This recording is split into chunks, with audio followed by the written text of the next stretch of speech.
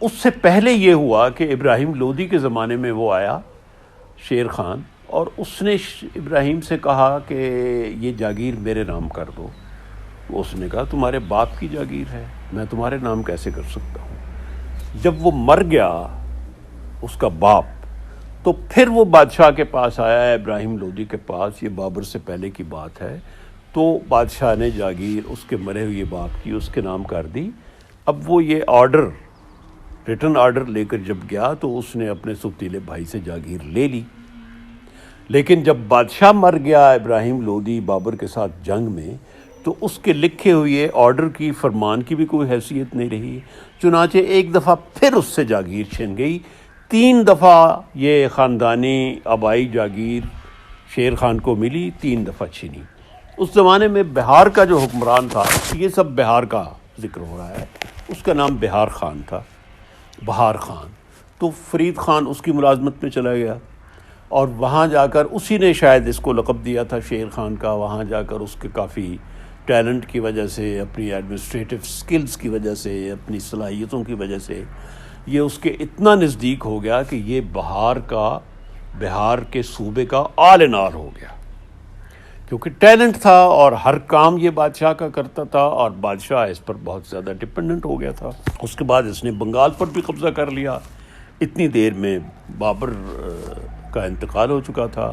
ہمایوں نے پہلے تو اس کو سیریسلی نہیں لیا، لیکن جب شیر خان نے بہار اور بنگال دونوں پر قبضہ کر کے باقاعدہ تاج پہنا، اپنا لقب شیر شاہ رکھا، اور اپنے نام کا سکہ کھدوایا، اپنے نام کا خطبہ پڑھوایا، تو تب ہمایوں کو احساس ہوا کہ بھائی یہ تو ایک میرے برابر کا بادشاہ وہاں پیدا ہو گیا ہے، یہ کوئی عام نواب یا کوئی ویسل نہیں ہے۔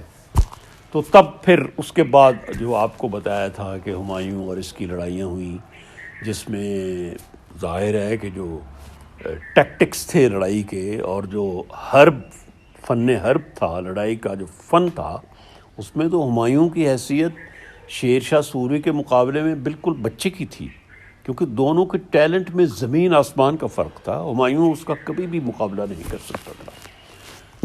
تو بہرحال یہ تو آپ دیکھ چکے ہیں کہ اس کو شکست ہوئی، پھر وہ ہمایوں کو نظام سقے نے بچایا اور وہ چلا گیا۔ تو جب ہمایوں بھاگا ہے تو شیر شاہ پنجاب میں تھا، جہاں ہم نے چھوڑا تھا پچھلا۔ جب یہ پنجاب میں تھا تو اس کو معلوم ہوا کہ اس کا جو نائب تھا بنگال میں، اس کا نام خضر خان تھا، اس نے بغاوت کا علم بلند کر دیا ہے۔ تو یہ پنجاب کو چھوڑ کر بنگال گیا واپس، اور رستے میں سوچتا رہا کہ جو ایڈمنسٹریٹو سٹرکچر ہے اس وقت سلطنت کا، وہ صحیح نہیں ہے۔ اب میں شیر شاہ کا ختم کروں گا دور، اور اس کے بعد ہم اس کی ایڈمنسٹریشن پر اور اس کے کلچر پر بات کریں گے۔ بہرحال اس نے جا کر بنگال کو کیا دوبارہ، اور پھر آ کر آگرہ پر حکومت کی، اور 5 سال شیر شاہ سوری حکمران رہا۔ اور یہ بات یاد رکھیے، شیر شاہ سوری کا 5 سال کا جو عرصہ ہے وہ پوری مغل سلطنت پر بھاری ہے، اور جو انگریزوں کا بعد میں 150-200 سالہ قیام رہا، تو انہوں نے بھی ایڈمنسٹریشن میں، لینڈ سیٹلمنٹ میں، اور بے شمار دوسرے کاموں میں شیر شاہ کی پیروی کی، اور اسی کی جو اصلاحات تھیں، جو اس سسٹم، اس کو جاری رکھا۔ تو بنگال اور بہار کو پوری طرح فتح کرنے کے بعد پھر آگرہ اور دلی اور پنجاب کو بھی پوری طرح اس نے اپنے کنٹرول میں کیا۔ پھر اس نے سینٹرل انڈیا کی طرف توجہ دی۔ تو سینٹرل انڈیا میں چتوڑ ایک بہت بڑا اس زمانے میں قلعہ تھا، جہاں کا راجہ تھا، وہ اس نے فتح کیا۔ اور اس کے بعد ایک آج کل جو بندھیل کھنڈ ہے، ایک ریاست بھارت کی، تو اس وقت بندھیل کھنڈ تو نہیں تھا، لیکن اس میں ایک کالنجر قلعہ تھا۔ تو کالنجر کے قلعے پر اس نے حملہ کیا، کیونکہ وہاں کا راجہ بھی بہت پردے نکال رہا تھا۔ تو اب یہ شیر خان کا یہ تھا ارادہ کہ میں نے نارتھ انڈیا پر قبضہ کر لیا ہے، ایسٹ انڈیا بنگال بہار پر بھی قبضہ کر لیا ہے، ویسٹ انڈیا جو ہے پنجاب اس پر بھی قبضہ کر لیا ہے، تو اب وہ ساؤتھ کی طرف جا رہا تھا. I was advancing southward Kalinjar کے قلعے پر. لیکن کالنجر کا قلعہ بڑا مضبوط تھا، کئی مہینے اس کا انہوں نے محاصرہ کیا، بسیج کیے رکھا. تو پھر شیر خان نے یہ کیا کہ اس قلعے کے باہر اس نے بہت بڑا مینار بنایا، اور اس مینار کے اوپر چڑھ کر انہوں نے قلعے کے اندر سنگ باری شروع کر دی، تیر اندازی شروع کر دی، اور وہاں سے انہوں نے جو اس زمانے کا تھا گرنیڈ پھینکنے شروع کر دیے. ایک دن جب شیر شاہ سوری نے حسب معمول صبح ناشتے کے وقت وہ علماء کو اور دانشوروں کو اپنے ساتھ ناشتہ کراتا تھا، تو اس نے صبح ناشتہ کیا اور اس کے بعد وہ چڑھا اس مینار پر اور اس نے صورتحال کا جائزہ لیا. تو ایک گرنیڈ جو پھینکا گیا اس مینار سے وہ قلعے کی دیوار سے ٹکرایا، اور واپس آ کر جو ان کا گرینیڈز کا یا آتش خیز جو ان کا اسلحہ تھا اس میں گرا. تو اس سے اس پورے ذخیرے کو جب آگ لگی تو بہت بڑا دھماکہ ہوا، اور اس دھماکے میں شیر خان سر سے لے کر پیر تک جل گیا. یہ ایک بہت بڑی ٹریجڈی تھی اس زمانے میں، اس کے دور میں، اور اس کے بچنے کی کوئی امید نہیں تھی. خیر جتنے بھی ڈاکٹر تھے اس وقت وہاں طبیب وہ جمع ہوئے، اور وہ ہوش میں تھا، اور وہ اس وقت بھی یہ پوچھ رہا تھا کہ قلعے کا کیا ہوا. خیر ادھر اس کو جب قلعے کے فتح ہونے کی خبر مل گئی تو ساتھ ہی اس کا دم نکل گیا. تو یوں وہ ایک لحاظ سے میدان جنگ میں ہی اس حادثے کی وجہ سے اس کی ڈیتھ ہوئی. تو اب یہ جو 5 سال کا عرصہ ہے ہم اس کا جائزہ لیتے ہیں. یہ ہم آپ کو بتا رہے تھے کہ جب وہ ہمایوں کے بھاگنے کے بعد جب پنجاب میں تھا اور پیچھے خضر خان نے بنگال میں بغاوت کی، تو بنگال جاتے ہوئے وہ مسلسل سوچنے لگا. تو سب سے پہلا جو انتظامی تبدیلی تھی اور جو بڑی انقلابی تبدیلی تھی وہ اس نے جا کر بنگال میں کی. اس نے جا کر بنگال کے گورنر کی طاقت توڑ دی. کس طرح اس نے طاقت توڑ دی؟ اس نے بنگال کا جو صوبہ تھا اس کو اس کے کئی صوبے بنا ڈالے. اس نے مختلف اضلاع میں اس صوبے کو تقسیم کیا، اور پھر ہر ضلع کا جو تھا چند اضلاع جو جمع تھے یعنی چھوٹا صوبہ، اس کے اوپر جو چیف رکھا اس کو کہا کہ تم براہ راست بادشاہ کو جواب دو گے. تو یوں اس کی طاقت ٹوٹ گئی، اور ان سب کے اوپر اس نے گورنر کے بجائے ایک کوآرڈینیٹر مقرر کیا جس کے پاس فوج نہیں تھی. اس کا کام صرف یہ تھا کہ یہ جو چھوٹے چھوٹے اضلاع پر مشتمل بہت سے صوبے بنے ہیں ان پر تم نے نگاہ رکھنی ہے اور تم نے بادشاہ کو بتانا ہے. اب یہ جتنے گورنر تھے ایک صوبے کے مختلف اضلاع کے چھوٹے چھوٹے گورنر، چھوٹے چھوٹے صوبے، وہ اس حالت میں نہیں رہے تھے کہ وہ بغاوت کر سکتے، اور کوآرڈینیٹر کے پاس تو فوج بھی نہیں تھی. چنانچہ اس نے یہ بنگال اور بہار کا انتظام اس نے کیا. پھر اس نے یہ جو انتظام تھا یہ ایز سچ ہر جگہ اس نے اپلائی نہیں کیا، بلکہ جہاں بھی حالات تھے وہاں اس کے مطابق مختلف قسم کا اس نے ایڈمنسٹریٹو سٹرکچر رکھا. پنجاب میں اور رکھا، سینٹرل انڈیا میں اور رکھا. تو اس طرح اس نے کیا. اس کے 3 4 5 جو آئٹمز تھے اس کی اصلاحات کے، وہ یہ کہ اس کی ایک سب سے بڑی تھیوری یہ تھی کہ جو کرپشن ہے وہ ایتھکس کا یا اخلاق کا یا موریلٹی کا ایشو نہیں ہے. کرپشن اس کے نزدیک موریلٹی کا یا ایتھکس کا ایشو نہیں تھا، ثواب گناہ کا ایشو نہیں تھا. شیر شاہ کی تھیوری یہ تھی کہ کرپشن جو ہے وہ آپ کی ایفیشنسی پر، آپ کی استعداد پر اثر انداز ہوتا ہے. جب آپ کسی سے رشوت لیتے ہیں، کرپشن لیتے ہیں، اس کے بعد آپ صحیح فیصلہ نہیں کر سکتے. جب آپ صحیح فیصلہ نہیں کر سکتے تو آپ منتظم اچھے نہیں ہیں. تو چنانچہ اس نے کرپشن کو جڑ سے اکھاڑ پھینکا. اس نے تنخواہیں لوگوں کی ٹھیک کی اور ان کو بتایا کہ کرپشن کرنے والوں کو میں نہیں چھوڑوں گا، اور اتنی سخت شدید اس نے سزائیں دی کہ کرپشن ختم ہو گئی. اور گاؤں کے نمبردار کو، جس کو ہیڈ مین کہتے ہیں، اس نے یہ قانون بنایا کہ اگر قاتل نہیں ملے گا، سراغ نہیں لگایا جائے گا، تو گاؤں کے نمبردار کو پھانسی لگے گی، اور اگر چوری برآمد نہیں ہوگی تو گاؤں کا نمبردار اس کو بھرے گا۔ یہ بظاہر تو انصاف نہیں لگتا، لیکن اس کا نتیجہ یہ تھا کہ ہر گاؤں کا نمبردار اور اس کی فیملی پوری رات اٹھ کر پہرا دیتے تھے کہ اگر کوئی قتل ہو گیا تو ہمیں لٹکا دیا جائے گا، اگر کوئی چوری ہوئی تو ہمیں۔ تو اس کے چھوٹے سے چھوٹے گاؤں سے لے کر شہر تک انصاف کا دورہ تھا، اور اس کے زمانے میں یہ کہتے تھے ہندو بھی اور مسلمان بھی کہ پوری سلطنت میں اگر کوئی بڑھیا جو ہے وہ زیور لے کر چلی جائے ایک کنارے سے دوسرے کنارے تک تو اس کو کوئی کچھ نہیں کرے گا۔ تیسرا اس کا جو بہت زبردست کام تھا وہ شاہراہوں کی تعمیر تھا۔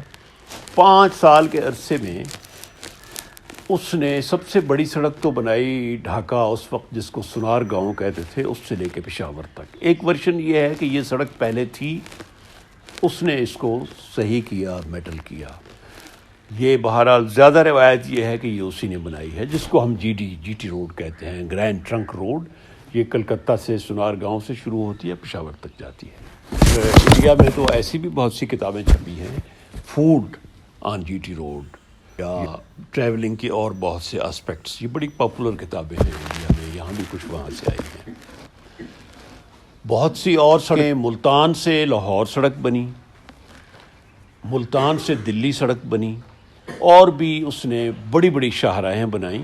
یہ سب 5 سال کے عرصے میں ہوا، اور 1700 کو ٹوٹل اس نے سرائیں بنوائیں، یعنی ریسٹ ایریاز بنوائے، اور ہر سرائے جو تھی وہ تھوڑے تھوڑے وقفے کے بعد ہوتی تھی۔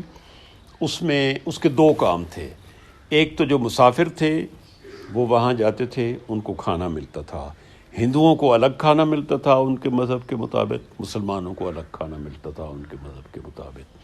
دوسرا اس سرائے کا مقصد یہ تھا، اچھا وہاں گھوڑوں کا چارہ بکتا تھا، ہوتا تھا، وہاں پانی ہوتا تھا، آرام کی جگہ ہوتی تھی، اور دوسرا یہ تھا کہ ڈاک کا سسٹم اس کا بڑا زبردست تھا۔ وہ اس کا ڈاک کا سسٹم تھا کہ ایک سرائے سے جب ڈاک کا نکلتا تھا، اس کو ڈاک چوکی کہتے تھے اس زمانے میں، تو اس کے پاس 2 بہت بڑی ڈنڈے ہوتے تھے، اور ان پر گھنگرو لگے ہوتے تھے جن کی آواز بہت اونچی ہوتی تھی۔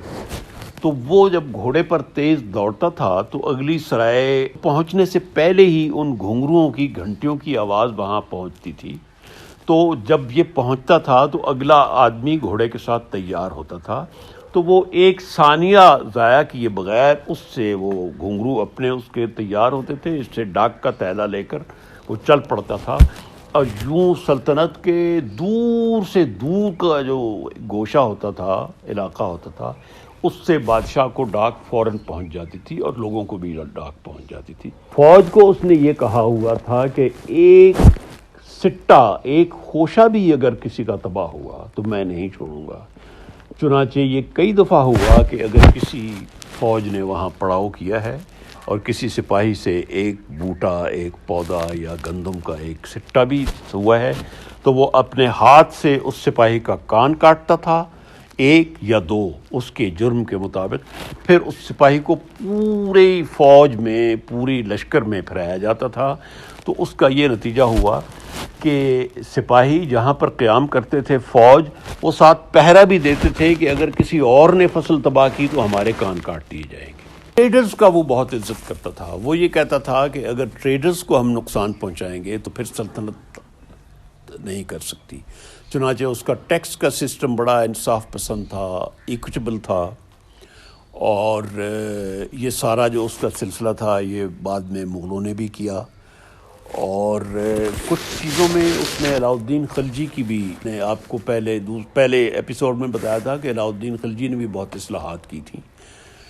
تو پہلے یہ ہوتا تھا شیر خان سے، شیر شاہ سوری سے پہلے، کہ جب بادشاہ معائنہ کرتا تھا فوج کے مختلف حصوں کا، تو جس حصے کا معائنہ کیا جا رہا ہوتا تھا وہاں گھوڑوں کی تعداد پوری کرنے کے لیے کسی دوسرے حصے سے گھوڑے چوری کر کے لائے جاتے تھے، اس کا سدباب اس نے کیا کہ اس نے گھوڑوں کو برینڈ کرنا یعنی داغنا شروع کر دیا لوہے کی سلاخ سے، اور ہر ریجمنٹ جو تھی، ہر بٹالین جو تھی، ہر جو ڈویژن تھا، اس کے گھوڑوں کا الگ نشان اس نے مقرر کیا۔